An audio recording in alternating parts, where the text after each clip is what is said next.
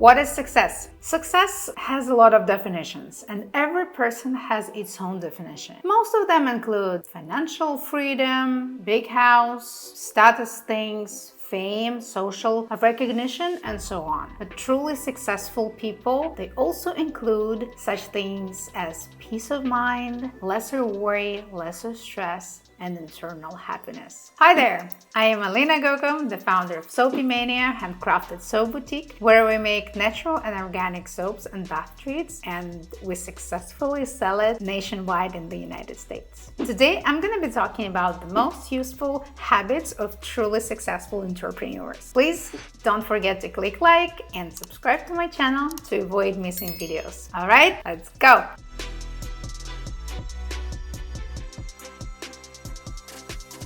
I have studied a few of really successful people, in my opinion, and I actually noticed a few of the habits all of them apply. And here is the list of 7, the most coolest of them. Number 1, focus on the most important tasks. The most important task concept states that not all the tasks that you're performing throughout the day are critical. So you need to define the critical tasks and make sure that you allocate the time to perform them throughout the day. In this theory, they state that you need to write down 2-3 most important tasks for the day and try to perform them early in the morning. So how to define if the task is critical or not? Ask yourself, would performing this task make a huge difference at the end of the day? And if it's a yes, then try to make sure to allocate the time to perform this task first. There is also a Parkinson's law where you actually set up the imaginary deadlines for these tasks. For example, let's say for today, I put number 1 goal is to shoot this video, or shoot a few videos if possible, but at least 1 video. And of course, I have a lot of things to do, and of course, there is a lot of distractions along the way. So I try to make sure I put that in the I put that in my calendar that I need to shoot the video today. I set the deadline for today, let's say 3 p.m. because I need to pick up my son after 4, and after that, there is no way I'm gonna be able to make this task done or perform this properly, just because the light is gonna be not in a good angle and I'm gonna be already tired. I'm gonna be distracted by my son. So I set myself a goal to perform this before 3 p.m. And by performing this task, this boosts me up, that makes me feel good, that makes me feel accomplished. You train your brain to have this accomplishment feeling, and that's why your brain is going to be looking for things to do more to get this feeling again, and you're going to become more and more successful. If you can't put 3 tasks on your most important to-do list, then put at least 1 or 2. That's still going to be a little step towards your bigger goal. And of course, this implies that you need to make a list of tasks to do for the day, for the week, for the month. Also, that implies that you need to have a vision of your bigger goal. Where are you going? What are you trying to accomplish? What are you trying to achieve? So with these little pieces together, you put little baby steps towards your bigger goal. And these baby steps are the most important task for the day. Number 2, make a list of your distractions. Yes, we all have a lot of distractions. We all have little things that we're trying to procrastinate your bigger goals. Or if this bigger task or the most important task that you're trying to achieve is a little out of your comfort zone, which, let's say, shooting a video is not my super comfort zone yet. I'm still trying to build this habit, but for now, it's still a little challenging for me. That's why I'm trying to say, okay, I need this, I need to do this, I need to make this phone call, I need to send this email first, and then I'll be doing this. These little tasks, these little distractions actually steer me away of my bigger goal. That's why to make a list of the distractions and to keep an eye on them, because some of these ideas, some of these, not only physical distractions like someone called me or someone came to my house, but also your mental distraction you got, like brilliant idea. So not all of those distractions are actually bad. Sometimes you get brilliant idea in the middle of you doing something important. So that's why make sure that you have a list, let's say on your phone, you have a Google Doc or some note where you can add things. Make sure that you write it down so you don't forget. Or a task list. I actually have a to-do planner. There's a lot of apps that I put okay, so make sure to go back to this thought. And I write down this thought and then I put it aside so that I can keep focusing on shooting the video. I keep focusing on creating new content. I keep focusing on my important tasks for now, and then once I have time, I come back to this thought and I actually make sure that I perform this task as well. This approach is closely related to Pomodoro method, that you need to focus on your tasks for 25 minutes and have 5 minutes breaks. So you perform your destructive tasks or distractions during these breaks and then go back to stay focused. This method is very effective and efficient. Some people put little alarms. They put the timer for 25 minutes, and once the alarm goes off, you get stretched. You walk around the office or around the house, you get your tea, you get your water, and then you go back to work in 5 minutes and you work for 25 minutes. That actually makes you balance between work mode and still have some rest. This method is actually proved to be very efficient. So write down all the destructive thoughts to go back to them later. Number 3, Eisenhower matrix. This is one of the pitfalls of the productivity. I absolutely love it. I try to write this matrix either once in a while during my work time or when I start a new project and I put it by the project. To explain the Eisenhower matrix, you divide all the tasks on 4 different types. One is urgent and important. Second is important but not urgent. Third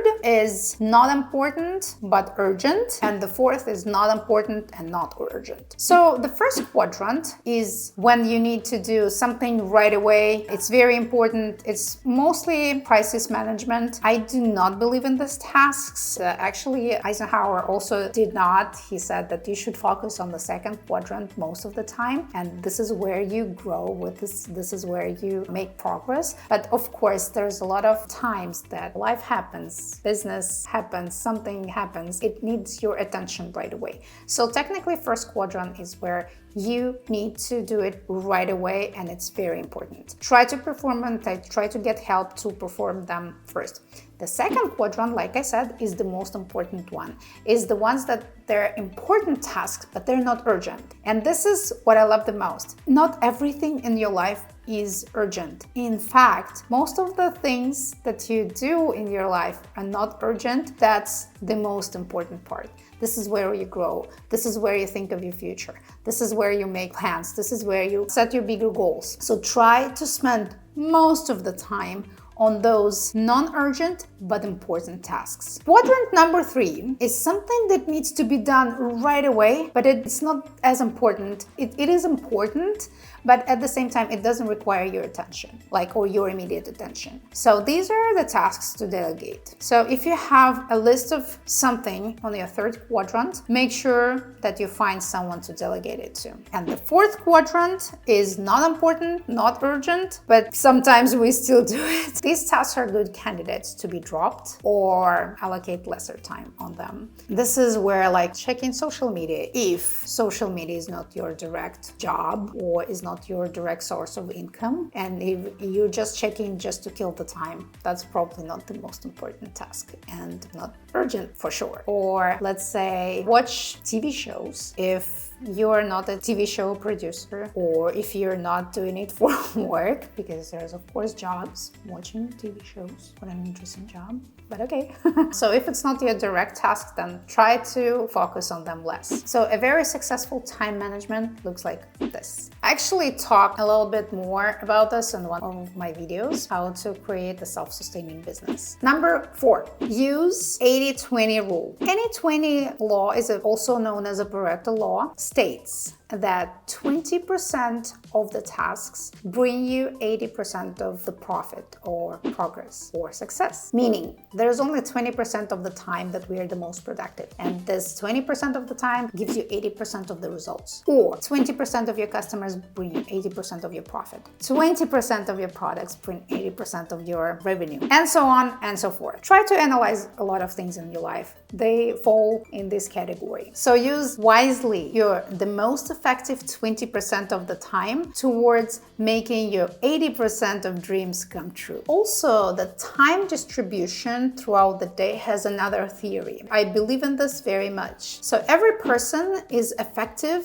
in different time frames. Most of you have heard that there's night owls and there's like early birds. For some mysterious reason, 80% of all the successful people that I've read about and I've heard of and I know myself, they're early birds. That makes me think. Because naturally, I have always been a night owl. So I thought that I'm the most effective in the evening and most productive in the evening, in the afternoon, let's say. And right now, analyzing my day, I see the tendency that, like, yes, when I wake up, I don't have the most energy directly after the time I wake up. So that's why I try to schedule something that I just do routinely. So get myself ready for school, go for a run, do some kind of routine activity. Then after, let's say 10 a.m., the most effective time kicks in. And this is where I try to schedule most of creative work, where I generate ideas, where I try to do the creative work, do the fun part, do something that requires a lot of my attention. So these are actually my 20% of the time. I think it goes for a little bit over than 3-4 hours. And after that, it goes lower again. So my energy goes a little lower. I'm still able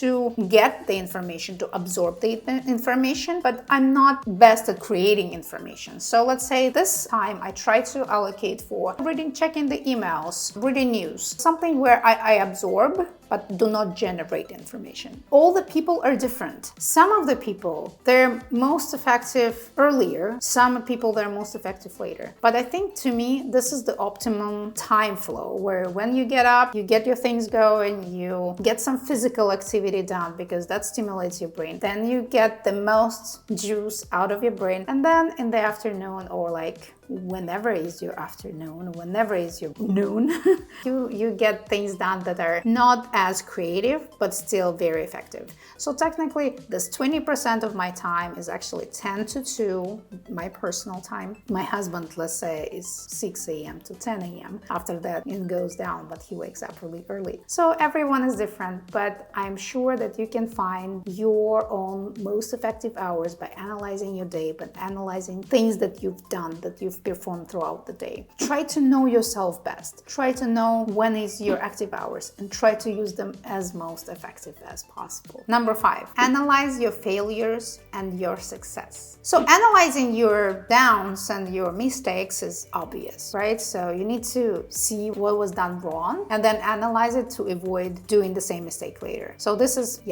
Captain Obvious. But at the same time, analyzing your success is as important just because you analyze why this is done so well. So what was the success? So what was good about it? So that you can perform this again and again, maybe make it even better. So you learn what was done perfectly to make it even better. So repeating your success is also a skill that you need to learn how to maintain. So let's say you've created some kind of video on YouTube and it went really well, like super well. Now it's time to check, okay, what it is that made it well. Was it the cover? Was it the content? Was it the quality of the video? Was it this and this and that? And then based on this criteria, try to repeat it again. Make sure that it's as successful. And if it is, then try to repeat again and probably even make it even better. Try to tweak something and see how it performs. So analyzing your failures and your success makes you move from a little tiny successful story to multiple success, to grow your success. Number 6, be recharged. This is when I actually lacked myself for a very long period of time because I thought that I need to go,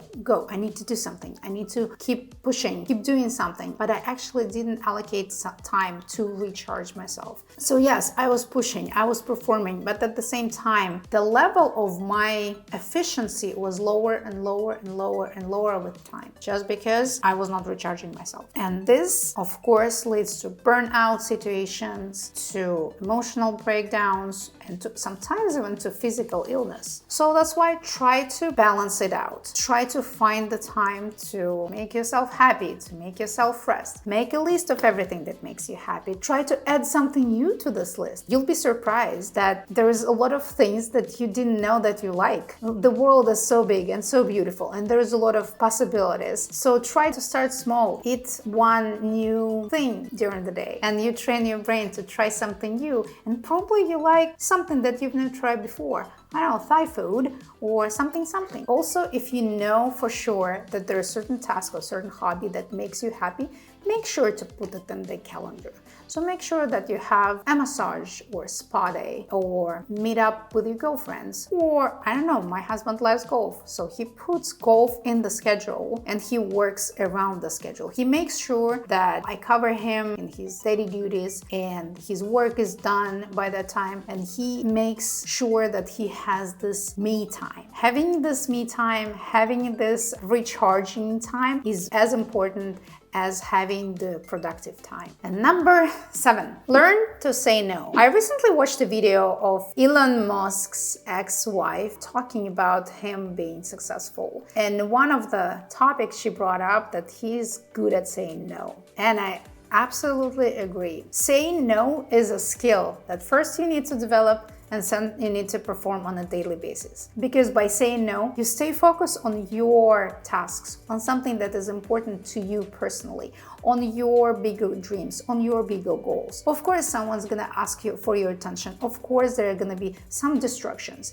And by saying no and learning how to say no and learning how to keep your boundaries and learning how to keep yourself from crossing these boundaries is very important. By not saying no, you're giving up the tasks, or you're postponing the task, you're postponing your life, you're postponing your bigger dreams to come true. Or by giving them up to and move to something else is steering away from your dreams. So that's why saying no is one of the most important skills that we need to learn from day one. So these are 7 the most powerful habits that successful entrepreneurs have, and they try to perform it on a daily basis. And I try to incorporate it in my life so that I grow and I see my success coming true. I hope you liked it, and please click like, subscribe to my channel to avoid missing new videos, and tell me in the comments if you have any other interesting habits that make you very productive and make your